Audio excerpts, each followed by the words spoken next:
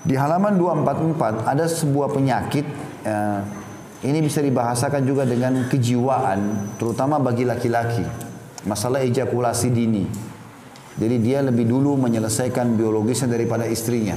Ini biasanya banyak faktor-faktor penyebab ejakulasi dini sehingga membuat istri tidak puas dalam masalah biologis. Karena laki-laki biasanya atau umumnya mereka kalau sudah menumpahkan sperma, mereka membutuhkan waktu lagi untuk membangkitkan syahwatnya.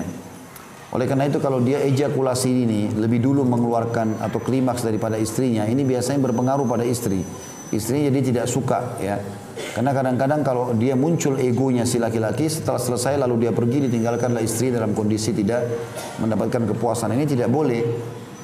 Ini juga sudah dirincikan oleh para ulama. Ada banyak faktor-faktornya. Faktor yang pertama biasanya yang umumnya terjadi, kurang percayanya si laki-laki itu sendiri.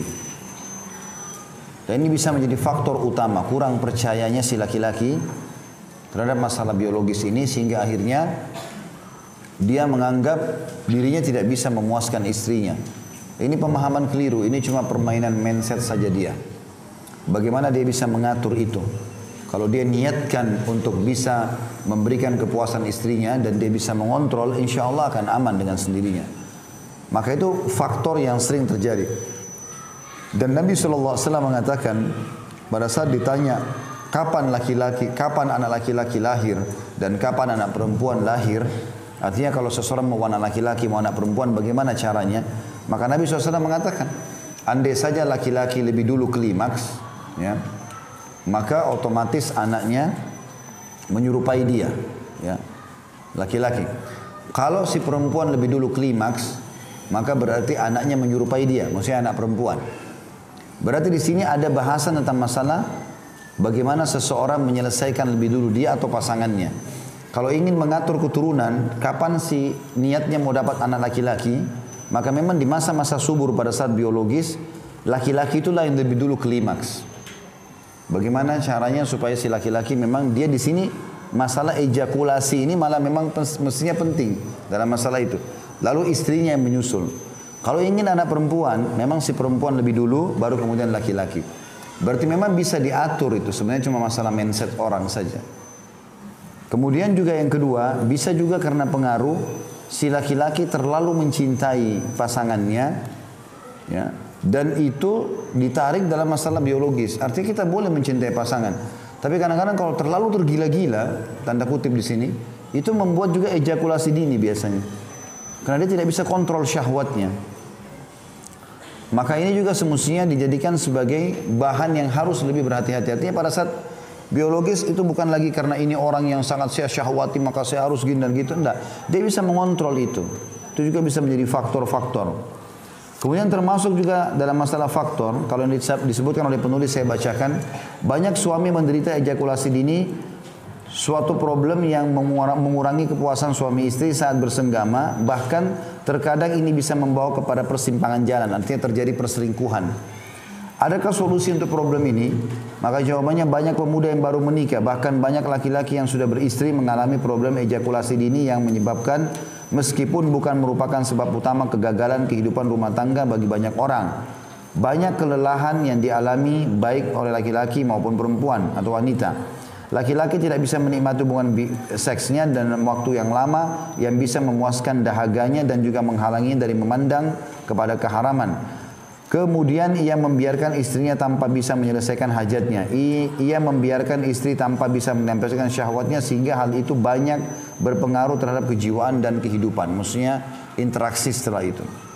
Sebagian laki-laki mengalami ejakulasi begitu dua kemaluan saling bersentuhan sampai-sampai setelah pernikahan berjalan beberapa tahun ketika laki-laki meminta dari istrinya salah satu fase dari seksual itu sendiri, maka istrinya menolak karena sudah faham bahwa dengan sekedar bersentuhan maka suami akan mengalami ejakulasi. Seakan-akan ia mengatakan mengapa meminta posisi demikian selagi sekedar bersentuhan dengan kelamin langsung mengalami ejakulasi. Ini tentu saja memicu banyak problem seksual. Akibatnya kehidupan rumah tangga mengalami jungkir balik secara umum. Boleh jadi ini akibat penyakit atau kejiwaan.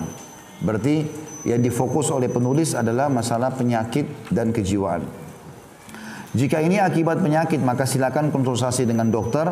Tapi jika ini karena faktor psikis seperti tidak bisa tidur atau kesedihan misalnya, maka ia harus memalingkan pikirannya dari hal itu atau hal ini saat bersetubuh.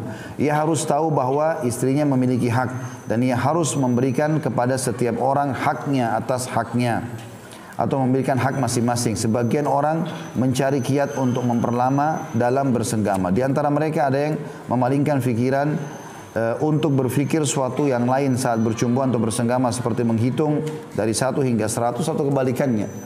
Ada orang kadang-kadang begitu, supaya dia tidak klimaks, maka dia mengalihkan seakan-akan tidak lagi biologis. Ada beberapa orang begitu. Ada yang memalingkan pandangan dari tubuh istrinya. Ada yang mengoles salep pada kelaminnya dengan segala macam menggunakan obat tahan lama dan seterusnya. Ada yang membiarkan istrinya mencumbui dan memainkan seterusnya. Ya. Maksudnya adalah berhubungan biologis. Ada laki-laki juga saat merasa hampir ejakulasi, ya, maka ia berhenti sejenak. Sekian banyak cara-cara yang banyak orang lakukan.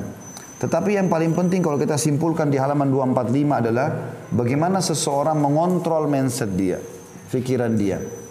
Dia bisa dengan mengontrol itu, dia bisa klimaks kapan dia inginkan. Dan itu bisa kalau orang melatih secara kejiwaan. Jadi kapan dia menginginkan, kayak tadi misalnya anak laki-laki maka dia lebih dulu klimaks. Kalau kapan dia ingin anak perempuan, dia memberikan istrinya. Dia bisa mengontrol itu. Karena itu semua berpikir, kalau masalah psikis ya, masalah kejiwaan saja, pikiran saja. Kecuali dia punya penyakit, itu lain. Ya, penyakit ini banyak sekali contoh-contohnya, dokter lebih tahu. Tapi kalau cuma masalah kejiwaan, dia hanya bisa mengontrol, dia hanya perlu mengontrol pikiran dia saja. Di sini juga ada bahasan yang saya lihat sama masalah bagaimana membangkitkan atau membangkitkan gairah wanita, gairah pria. Ini semuanya ya bahasan-bahasan yang sensitif, tapi saya akan bacakan dalilnya. Ada motivasi dalam syariat teman-teman di halaman 247. Kalau yang saya langkahin itu berarti Bapak Ibu baca sendiri di rumah ya. Ya, karena ini kalau saya baca di taklim kayaknya kurang tepat itu. Tapi yang dalam Islam, dalam syariat kita memang dianjurkan untuk mengulang-ulangi dan memperindah biologis itu. Karena itu bagian daripada ibadah sekali lagi. Di antaranya adalah hadis yang diriwayatkan oleh Imam Muslim di jilid 1 halaman 249 dari Abu Sa'id Al-Khudri radhiyallahu anhu, beliau berkata Rasulullah SAW bersabda, "Idza ata ahadukum ahlahu thumma arada an ya'uda falyatawadda." Jika salah seorang di antara kalian telah menggauli istrinya, kemudian dia ingin mengulangi lagi, maka hendaklah dia berwudu. Ya, ternyata wudu ini menyentuh daerah-daerah sensitif dari telapak tangan, wajah, mulut dan hidung, kepala dan telapak kaki. Ini daerah sensitif yang menghidupkan kembali kesegaran tubuh. Ya, sebagaimana juga kita tahu kata Nabi SAW, kalau kalian sedang emosi, lagi berdiri duduklah. Kalau kalian duduk masih emosi, ya berbaringlah. Kalau kalian masih emosi, berwudulah. Karena wudu akan meredam marah itu. Nanti dia juga mendinginkan dan merilekskan organ-organ tubuh, wudu itu. Karena di sini ada urat-urat saraf yang kalau tersentuh air maka akan segar. Kita kalau ngantuk wudu maka hilang ngantuknya. Maka ini sabda Nabi SAW mengatakan siapa yang ingin mengulanginya, berarti ada semacam motivasi untuk melakukan itu. Makanya ulama mengatakan dalil ini sangat kuat kalau setiap muslim harus bisa mengatur dan memperindah hubungan biologisnya dengan pasangan halalnya. Karena memang ada motivasi syariat untuk mengulangi. Bahkan Nabi SAW itu pernah menggauli istri-istrinya dengan satu kali mandi saja. Itu disebutkan dalam riwayat setelahnya dari Anas bin Malik radhiyallahu anhu, anna Nabi sallallahu alaihi wasallam kana yatufu ala nisa'i bi ghuslin wahid, bahwasanya Nabi SAW pernah menggilir istri-istrinya dengan sekali mandi. Hadis ini diriwayatkan Muslim juga di jilid 1 halaman 249. Ini tentu menjelaskan tentang masalah bagaimana Nabi SAW bisa mengontrol syahwat itu, ya, sehingga pada istri yang pertama beliau mungkin belum klimaks, sehingga pindah di istri yang kedua dan seterusnya, sehingga nanti beliau klimaks di waktu yang beliau inginkan dan mandinya satu kali saja.